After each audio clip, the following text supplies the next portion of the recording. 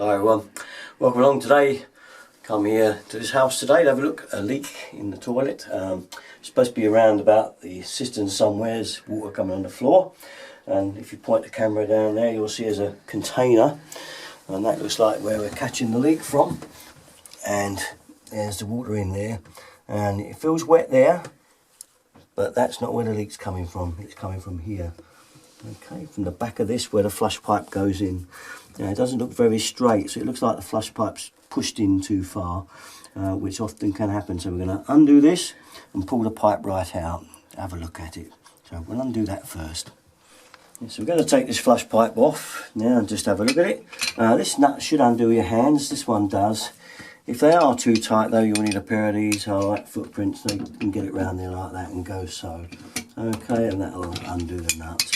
So we can undo it. Usually they come off by hand, they are supposed to. So we're going to pull that out of there. Okay, let it drop, and then we're going to push this out the back of the pan. So I'll push that there. There we are. We're out the back of the pan. Now you can see what's happened there. The flush pipe ring has dropped to the back of the pipe. The pipe's been knocked somehow or another, and it's kind of gone out of line. If you understand me, it's not square. So instead of being square, which would be about there somewhere, it's actually pushed in too far, so the pipe's at an angle, which has meant that's popped out wrong. So what we're going to do, you can replace this part, which is usually the best policy, but this one looks quite new. I'm just going to pull it to the front of the pipe, and we'll give it a go. I'm going to put a little bit of stuff around there. You can put some plumber's mate around it if you want, or even some silicone. If you use silicone though, make sure it's dry, okay, before you put it back in, and then we'll push it back in. This little rubber washer at the top is usually okay. You can see that one looks okay. It just wants squaring up, but it doesn't need renewing. That one's fine, so we can get away with that one. But if you are suspect, you can get a washer for the top of the pipe as well. But in this case, we're going to leave it. It's okay. Okay, right, we're ready to go back really, and we're going to pull this in so it's square when it goes in this time. I'll put a bit of Boss White and hemp around it, but plumber's mate's usually best. I just haven't got any at the moment, but it will get me over. I'm sure it doesn't actually do anything, it's just the fact the pipe we pulled out.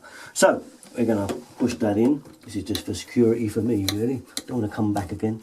So we'll push the pipe up and far and push it in. Okay, when we're in there, we want that to be square around about there. So let's get the angles about right now. It looks like we're about right. Put it back a little bit. Let's just check the angle. Yeah, that looks about right. So pull the washer up. Okay, up to there. And do up your nut. Again, just hand tight. No need to go mad with a pair of grips or anything. Okay, just hand tight job. Make sure it goes up square. Just try not to do it at the moment. That's it, we've got it square now. Be careful of cross-threading these flush pipes. Very easy to do. Okay, so then we're just going to make sure that this is back in tight with your fingers. You can see the Boss White is sort of easing out the back there, which is what I want. I want it to make another kind of joint in there really, so it's nice and firm. That won't leak then. Make sure it's pushed right home. Like that. It should be flat against the back of the pan. That should do it. We should be able to flush that now and nothing will come out of there. I've got lovely gooey hands though. Look at those. If you like Boss White, you like that, but if you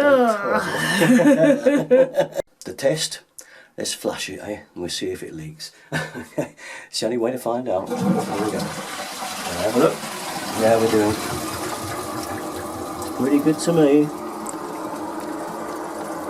Now when you do this sort of job, don't just give it one flush and walk away. It's just best to give it a couple. Stay the extra 5 minutes and make sure that it does stay dry and not a little drip occurs. Sometimes people walk away from these jobs straight away, especially some plumbers in a rush, and then a little drip appears after about the third or fourth flush. Just the way it is. Most times it is alright, but just a little thing I've learnt from having to go back on a job after I've done it, been in a bit of a rush, tore off, and then get called back the following day because of a very tiny weep, and that can happen, I'm afraid. So just one to be careful of, but I'm confident with this. I've done so many. Right, well, we're on to the third flush just to make sure this is it. Let's go. Feel. That's nice. check that one. Yep. Check that one. Yep. All good. Nice and dry. Check this one up the top. Yep. Okay. That's the third pull, so I'm well satisfied that that job is now secure. So there we are. Just a little job that can occur now and again. Very simple, easy to do.